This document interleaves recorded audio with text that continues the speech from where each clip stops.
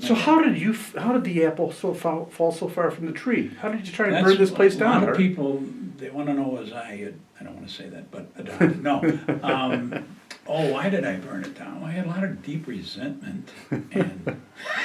Well, let's back it up for one second. Okay, so I'm with Art Bresnahan, and Art is going to tell us one small story, well, I don't know if you could say small, but one story amongst others that Father Dom and Paul Minerick have been really anxious to have come out in public. They feel it's one of our best stories. So we're going to attempt bringing it out in a way that nobody gets thrown in the hoosegow.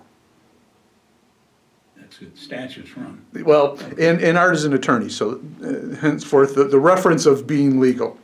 So Art, what is the story of the sacristy? And I will let you know that as an altar boy, I can verify some of this stuff. Oh boy, I better be careful.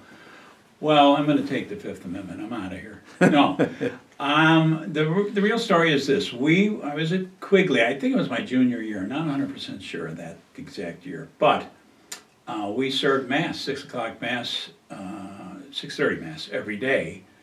One of the group, 2 of us out of I think there were 6 at one time from St Eds. So we served the early Mass, and if we didn't serve, we went to the early Mass so we could get downtown in time to start school at, I think it was 8:20 or something. I mean, it was So this was a seminary now? Quigley Preparatory Seminary. Yes, it was. Okay. 103 East Chestnut. Yeah. It's now in our diocesan administration building. It was a beautiful building. Yes. Chapel is gorgeous, St. James Chapel. In any event, one of those days, and it was winterish time, I was serving Mass, and one of the things you did before you served Mass was to light the candles. Now, some of the lazy servers before would put out the candles. There was a long chrome lighter of candles, which had like a halo on the top and a wick. The official lighter of candles. The official lighter, yes. And it had a bulb on the end. And you were supposed to extinguish the day before or whatever, when you put out the candles, the last Mass of the day, you were supposed to squeeze that bulb to put out the candle. Well, kids being kids, it's a lot easier just to smack the wick into the wax. So we usually got faced with, restarting this whole thing. First of all, melting the wax. And these were not low, they were high. That thing must have been at least 3-4 feet long, the lighter and the extinguisher. So I went up and I expected it. It wouldn't light, the candle would not light. So I let out some more wick, lit it again, back up there, the candle wouldn't light. And finally, the candle lights, but at the same time, a piece of the wick falls behind the candle.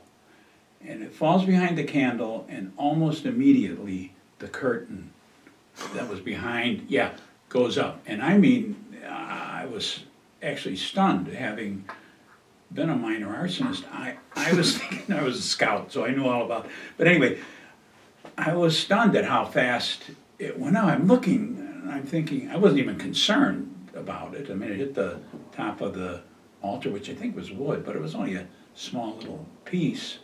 And it had happened before without incident. And so anyway, it goes up. Well, the nuns were there. They went to this, most of them went to the 6:30 Mass. Great women, Dominican sisters, bless their hearts. Put up a lot from me, I assure you, among others. Me too. Yeah. And so anyway, I go back and get the fire extinguisher. I think Tom Cassidy was serving with me. So anyway, I go back, get the extinguisher, good old Boy Scout. I'm putting that stuff out, and it's hitting the lights. The water is, and the lights are popping. And this thing is still going up. So nobody knew what to do. Father Duffy was saying the Mass, was going to say the Mass. And I don't know if that counted for missing a Mass. You're supposed to go every day in the seminary. I never turned it in. But anyway, he was there, and he came out, and Mr. McGill actually was a fireman. I don't know if he came as a result of the call or if he came right across the street because he lived right at the Costner and directly across the street from the church corner house. And he came in, and really there was nothing still actually burning because it had already pretty much been done with the curtain, once the curtain went. So that's the story. Now, the aftermath was Douglas Snow lived over on Kildare. His dad was the insurance guy for the parish. And Doug was a Quigley boy too. And he later told me that they almost didn't pay the claim, the insurance claim, because you weren't supposed to do that curtain with benzene. I mean, apparently it had been cleaned with some fluid that was still obvious. It had to be. I mean, there's no question that it would not have. This is your story, and you're sticking to it. This is exactly what happened. Okay. As the good Lord is my witness, yes, that is exactly what happened, and I've never lived it down. Well, I would have if McGill would keep his mouth shut. And then Lane, don't tell Marty, tell him Marty. No. So, but that's exactly what happened.